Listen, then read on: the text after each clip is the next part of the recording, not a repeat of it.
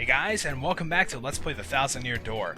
Okay, so we're here in Rogueport, and we might as well check up on Luigi and see how the last leg of his adventure went. He's standing up here in the inn with, remember the same blooper we saw before, but he's even crispier now. So, what's up, buddy? Let's see, adventures. Oh, of course, me, I'm done questing for now. Yep, I scaled Hate Song Tower the other day and rescued the fair Princess Eclair. That's one adventure I'm never gonna forget. Nope, it was just too exciting. It was just bonkers, bro. Want to hear what happened? It's a pretty long story. Yeah, it always is. Hey, sounds good to me. Which part do you want to hear? The last one, of course. Well, like I said, it's a really long story, and this part is just crazy, but here goes. Hate Song Tower stands atop a jagged, unclimbable cliff beyond the northernmost sea. The winds whistle down the cliff, howling like banshees, singing songs of hate. People say it's pretty much the scariest place in the world, and I had to go there. Blocking out the bone-chilling howls, I somehow managed to reach the tower's door. I was terrified, but thoughts of Princess Eclair warmed my heart and gave me power. All of my companions felt the same way. They were with me to the bitter end. The door to the tower swung slowly open to reveal an inconceivable darkness. I tried to call out Princess Eclair's name, but I couldn't even breathe because, as I strained my eyes in the darkness, I saw the most terrifying beast of all. The Chestnut King himself appeared before me. He was monstrous and drooling. Puddles of toxic goo dripped from his mouth, melting the very ground at our feet. I couldn't stop shaking, but I gritted my teeth and faced the evil beast dead on. I dodged the king's fangs, jumped onto his chest, and gave him a hammer whack. My swing split the air and crashed dead center onto the Chestnut King's skull. Hope powered me up, bro. I was going toe-to-toe with the king, and I was loving it. This is it, I thought. I can win this. I'll risk it all on my next blow. I gripped my hammer tight and waited for my moment. The tension stung me.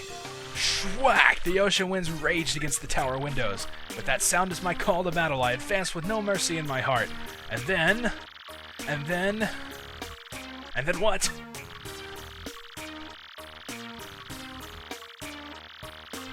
Oh, come on, man.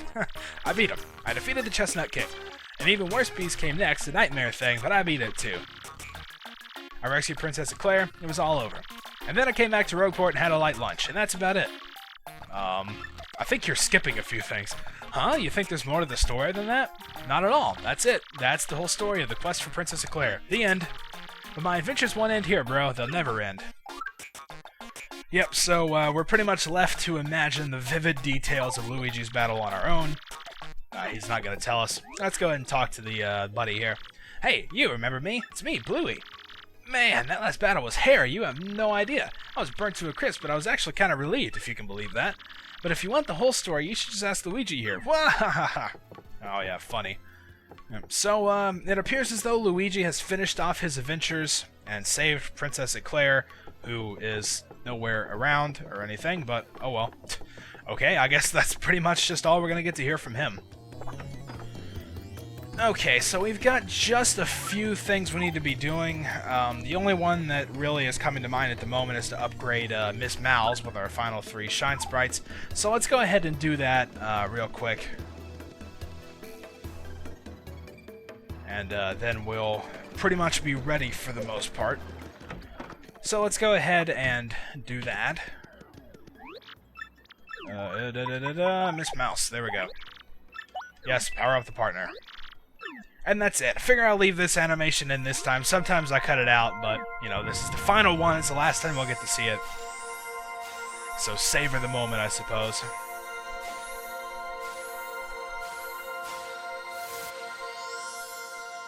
And there we go. That finishes off Miss Mouse's upgrades, and everybody else's as well. So let's go ahead and just check out what she has. I keep doing that. I don't know why. Whoa. Okay. Smooch, which is costs 10 FP to use. And as you can see, replenish Mario's HP with a friendly kiss. Now, I've never used that largely because it's so expensive, and also largely because that means I have to have her out in battle, which would kind of be a waste. So, I don't know. I think there's a lot of other better ways to actually recover your HP that makes that kind of obsolete. Okay, so as you can see here, actually, yeah, let's bring it up here. We're at level 20 and everything. Our stats are 30, 30, and 33. Off screen, I've actually done a lot of grinding. It's probably like extremely overkill, but I went ahead and raised my stats up quite a lot and pretty much equipped like all the badges I wanted, fixed up my inventory and everything. I've went ahead and done that off screen, and it's saved on a different file, so I wouldn't have to, you know, It's like I wanted to be a little bit stronger, and that was really the only time I could do it. So basically what I'm going to do is go down this little pipe here. Let's get out somebody else. And as soon as I do that, I will like cut the video, reset, load up my other file where I've got everything all ready to go, and then we'll continue on to Chapter 8 from there. So I'll see you guys then.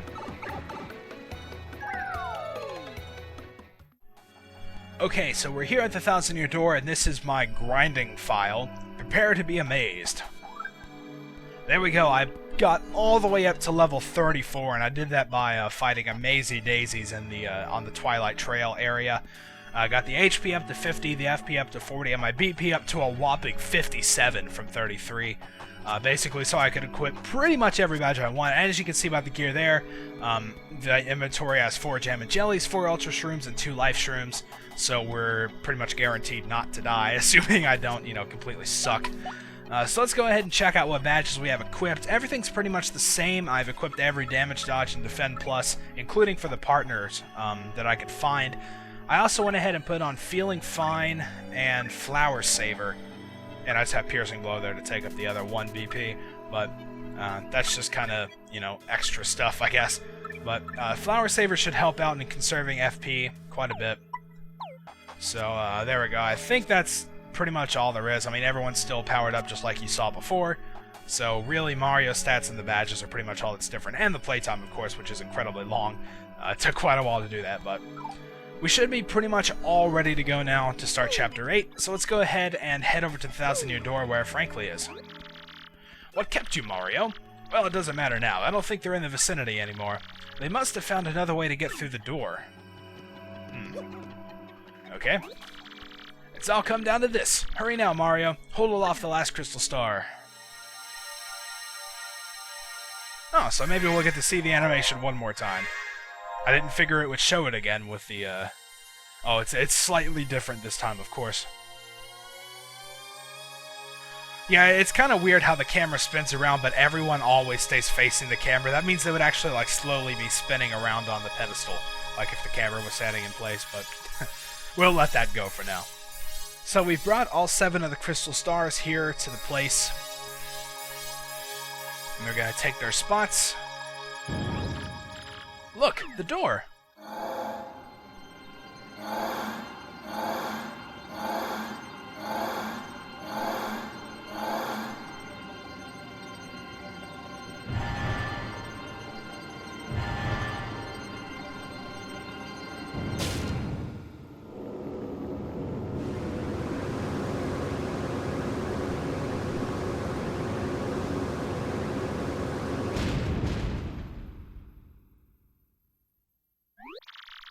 At long last, the entrance to the Palace of Shadow has been opened. Before Princess Peach falls victim to that fiend, before he takes over the world, you must rescue the princess and stop this cataclysm. Come on, Mario. Phew, sure thing. Alright, that does not look inviting. I am scared as crap to go in there. Did you see that shadow stuff coming out? Man. But I suppose we need to save Princess Peach, stop the cataclysm he mentioned. So, let's go ahead and go on in. And as we do so, the door ominously closes behind us. And we are also now ready to start the final chapter in the game. Chapter number 8, which is aptly titled The 1000-Year Door. Hey, well, what do you know? Alright, so let's get this thing going here. This is the Palace of Shadow, which is pretty much where the entirety of Chapter 8 is going to take place. There are no real villages or anything. It's almost just like one long dungeon, and this is a pretty cool place, I gotta say. Oh, this place is freaky. We don't have a choice, Mario. We gotta get in there and save Peach before this gets out of hand. Come on, Mario. Yep, let's do it. Alright, so it's got another one of those Crystal Palace camera angles going on here. Big zoomed out and us going left to right. Okay, so let's see here. I think there's something down the stairs over here. Yeah, a stopwatch. Ooh, well, so like I'm gonna throw away anything I have for that. We're also gonna be encountering a few new enemies. Hey, you, come down here. New type of swooper here. These guys, if you came in at sort of the proper level, I guess you could say, These guys actually give you quite a lot of star points for like what you should be at. I mean, if I would have went in there without doing any grinding or anything, these guys would have gave me like 5 star points per enemy. So you can gain quite a bit of experience just by fighting the enemies on the way up to, or on the way through this area. I'm not gonna bother because, as you can see, okay, how did I get a first strike there? I did not jump or anything, but alright, you. Whew, alright. Yeah, anyway, as I was saying, they don't give me, like, any star points except for the 1 minimum, so it's really not worth fighting, like, any of the battles around here. Shooting star there if you want it. I obviously don't. We got some more of these guys. I don't know if we've seen this variation or not, so I'm going to go ahead and get in a battle with them. I think these guys are actually called, yeah, they're actually dry bones, the typical enemy that we've always seen in previous Mario games. They're a little bit tougher. They've got a little more defense and a lot more HP than the previous iteration of the bones that we've seen before. Of course, they still do pretty much all the same stuff, throwing bones at you to damage, and also bringing out more troops to come fight you, which is pretty much pointless, but oh well. I'm hoping this guy won't do it again, because I kind of want to just get out of this battle. Oh yeah, and that happens too. Alright, tell you what, should be able to take this one out with this. Yeah, there we go.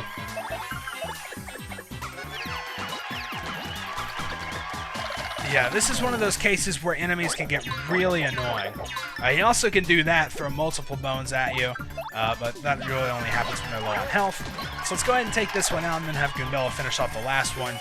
These dry bones can be quite a pain if you leave them unattended for too long, so... But there we go, that takes him out. No real threat, really. Okay, so let's get going back through here, avoid this guy. Okay, and as we come down, I don't think it's on this level, I think it's on the next one down, but you can kind of hear cannons firing. And that's one of the old Paper Mario tricks, you know, having cannons fire down the path you have to go on. They can be really tricky to avoid, and you can't really jump over them without getting a first strike. So using Vivian can be really good. You can also pass between them like that if you like make the positioning just right. But no, it's a little bit tricky to do so. Alright, so we're going to be taking on these cannons. Let's go ahead and just get Bobbery out and get a first strike that way. You can also use Vivian if you want. As I mentioned before, Fiery Jinx does go through enemy defenses. So if you want to go with that, that's also a good idea. Piercing Blow is also probably your best option. It doesn't take hardly any FP. With the Flower Saber, it only takes 1. And it does 8 damage, which will kill him, so... Alright, now Bobbery's not really doing much this battle. Whoa, holy crap. Oh yeah, it's also worth mentioning that since I've leveled up quite a bit, you probably have noticed my stage has gotten bigger. It can also hold more people now. That, like I said, that happens in 10 level increments. So, we got another one of those at 30. But yeah, it's pretty much just aesthetics. It has a few new effects, but they don't really seem to happen that often. I've only seen one of them that I hadn't seen before while I was grinding anyway, so... Alright, and as we continue on through here, let's see, oh yeah, I hate this room, this one sucks. These spikes will kind of randomly pop out of the floor, so you gotta walk slowly through here. We can pick up an all or nothing badge, which is kind of interesting. It's another one of those situations where you have to measure risk versus rewards. It depends on how good you are with action commands. I personally am not gonna bother because with things like Spring Jump, I miss them a lot, so... Alright, so we just take this slow here. There's no real trick to it besides just being really calm and really patient. And trying to avoid those guys while avoiding the spikes as well can be a little bit of a pain. Nope, nope, block there too. Alright, man, you've been following me for too long. Alright, there we go. Phew, yeah, I hate that room. The first time through, I like never thought to take it slow or anything. I just tried to run through and oh man, it was a disaster. But alright, so we're about to run out of time. In the next part, we will continue on through the Palace of Shadows. So until then, thank you guys for watching, and I'll see you next time.